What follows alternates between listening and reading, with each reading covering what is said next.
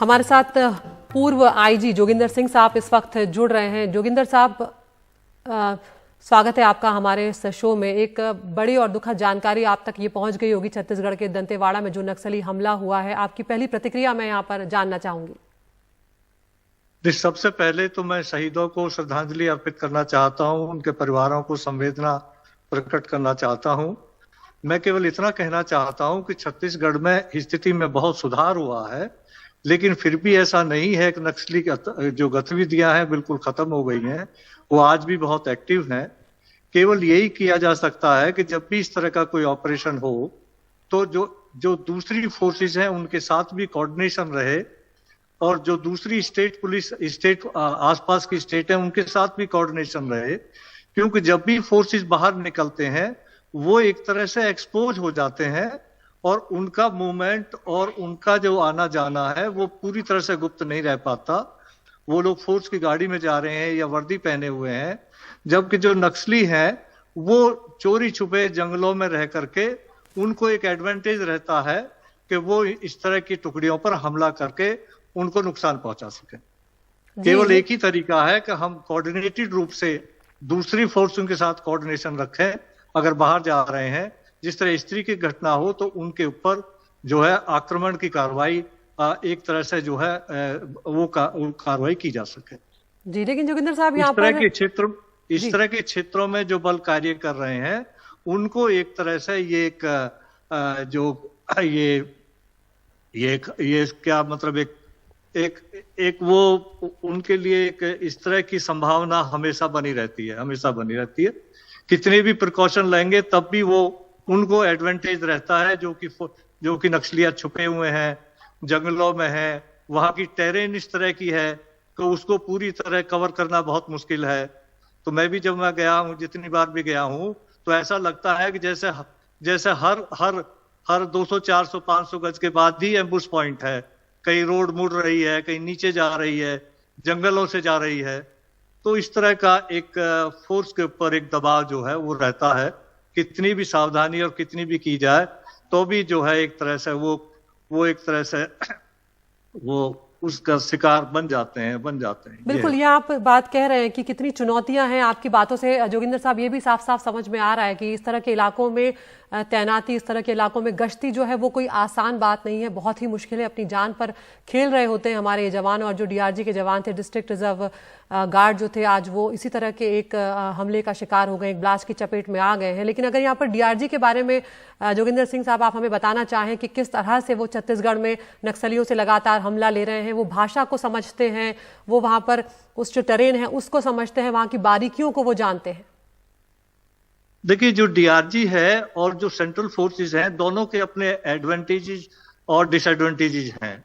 जो डीआरजी है वो चूंकि छत्तीसगढ़ के ही रहने वाले हैं, वो टेरेन को समझते हैं, लोगों की लैंग्वेज को समझते हैं, और वहां पर वो ज्यादा प्रभावी होते हैं। किसी तरह जो सेंट्रल फोर्सेस हैं उनके पास क्योंकि असला या हथियार और ट्रेनिंग थोड़ा सा उनसे ज्यादा होती है, तो दोनों ही जो एक तरह से सभी एक ही उद्देश्य के लिए लड़ रहे हैं। लेकिन कुछ के कुछ एडवांटेज हैं, किसके कुछ डिसएडवांटेजेस हैं, और सभी एक तरह से मिलकर के कार्य करें, मिलकर कार्य करते भी हैं। ऐसा नहीं है कोई मिलकर के कार्य नहीं करते हैं, सब कोऑर्डिनेटेड रूप से भी ऑपरेशन करते हैं। लेकिन कितनी बार ऐसा भी होता है कि वो गश्त पे गए हैं तो वो अकेले गए हैं, हो सकता है दूसरी फोर्सेस को जानकारी ना हो, शायद जानकारी रही भी हो। अगर दूसरी फोर्सेस से कोऑर्डिनेशन हो तो उसमें अगर इस तरह की कोई कार्रवाई होती है, घटना होती है, तो उसकी तो जोगिंदर सिंह साहब, यहाँ पर सवाल यही उठता है कि जब इस तरह की चीजें होती हैं, हम जानते हैं कि उन्हें एडवांटेज होता है, नक्सलियों को, दुश्मनों को एडवांटेज होता है इस तरह का, तो फिर ऐसे में ये सुनिश्चित किया जाना बेहद जरूरी है कि एक छोटी सी चूक भी जो है उसका रिस्क हम नहीं उठा सकते हैं। ये समन्वय हमेशा ही फॉलो किया जाना चाहिए।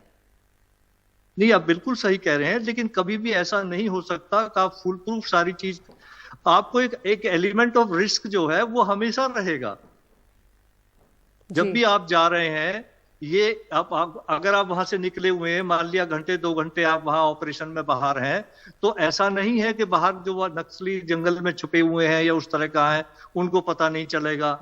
उनको ये भी पता चल जाएगा कि आप कौन से रूट से जा रहे हैं, गाड़ी से जा रहे हैं।